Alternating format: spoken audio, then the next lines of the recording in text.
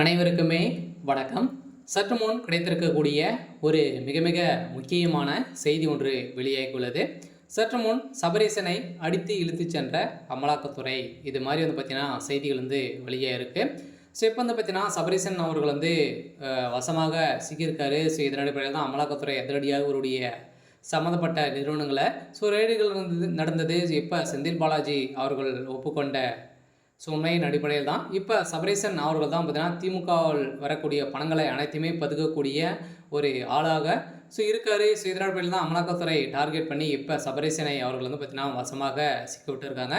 சில செந்தில் பாலாஜி அவர்கள் போட்ட பிளானின் அடிப்படையில் இப்போ திமுகவுடைய தலைமையகம் பார்த்தீங்கன்னா பெரும் அதிர்ச்சியில் இருக்காங்க. சில செந்தில் பாலாஜி அவர்கள் பார்த்தீங்கன்னா வெளியில் தள்ளுவதற்கான அனைத்து ஏற்பாடுகளுமே திமுக தான் செஞ்சிருக்கு. சில செந்தில் பாலாஜியுடைய கதை ஒட்டுமொத்தமாக முடியக்கூடிய நிலைக்கு வந்துடுச்சு. சில திமுக இப்போ பார்த்தீங்கன்னா செந்தில் பாலாஜி அவர்களும் நீக்கப்பட்டிருக்காங்க.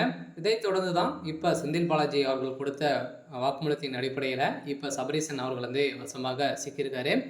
இதை பற்றி இந்த வீடியோவில் நம்ம முழுமையாக பார்க்கலாம். அதுக்கு முன்னாடி நம்ம சேனலுக்கு இப்போ தான் நீங்கள் முதல் முறையாக வந்திருக்கீங்க அப்படின்னா மறக்காமல் நம்மளுடைய சேனலை சப்ஸ்கிரைப் பண்ணி சப்போர்ட் பண்ணுங்கள். வாங்க வீடியோக்குள்ளே போகலாம்.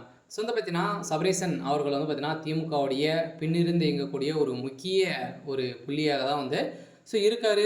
சபரீசன் அவர்கள் பார்த்தீங்கன்னா கண்ணு அசைத்தால் மட்டுமே தான் பார்த்தீங்கன்னா அமைச்சராகவும் ஆக முடியும், எம்எல்ஏ ஆகவும் ஆக முடியும். இதே ஒரு முக்கிய புள்ளியாக வரக்கூடியது தான் திமுகவுடைய ஒரு பின்னிருந்து இருக்கக்கூடிய ஒரு பினாமியாக இருக்கார். இதன் அடிப்படையில் தான் செந்தில் பாலாஜி அவர்கள் இப்போ டாஸ்மாக் கூடிய நிறுவனத்தில் நடந்த ரைடின் அடிப்படையில் அதில் இப்போ 40,000 கோடி மெகா ஊழல் நடந்திருக்கு அப்படின்ற மாதிரி இப்போ பரவலாகவே பேசப்பட்டு வந்திருந்த நிலையில் தான் இப்போ அதிரடியாக செந்தில் பாலாஜி அவர்களுடைய வீட்டில் நடந்த ரைடின் அடிப்படையிலும் அதே மாதிரி ஆலைகள் நடந்த ரைடின் அடிப்படையிலையும் இப்போ சபரீசன் அவர்கள் தான் சிக்கியிருக்காரு. சில திமுகவுடைய தலைமையகத்துக்கு இப்போ கிட்டத்தட்ட பார்த்தீங்கன்னா குறைந்தபட்சமாக 1000 கோடிக்கு மேலே அங்கே சென்றிருக்கு அப்படின்றத அமலாக்கத்துறை கஸ்டடியிலிருந்து பார்த்தீங்கன்னா வசமாக சிக்கியிருக்காங்க. இதன் அடிப்படையில் தான் சபரீசன் அவர்கள் தான் இதில் சிக்கியிருக்காரு. சில திமுகவுடைய தலைமையகத்துக்கு கேள்விக்குறியாகவே மாறி இருக்கு. இருந்தாலும் மீண்டும் இன்னும் பார்த்தீங்கன்னா ஒரு வாய்ப்பு இருந்தார் அப்படின்னா திமுக சைடில் இருக்கக்கூடிய அமைச்சர்கள் அனைவருமே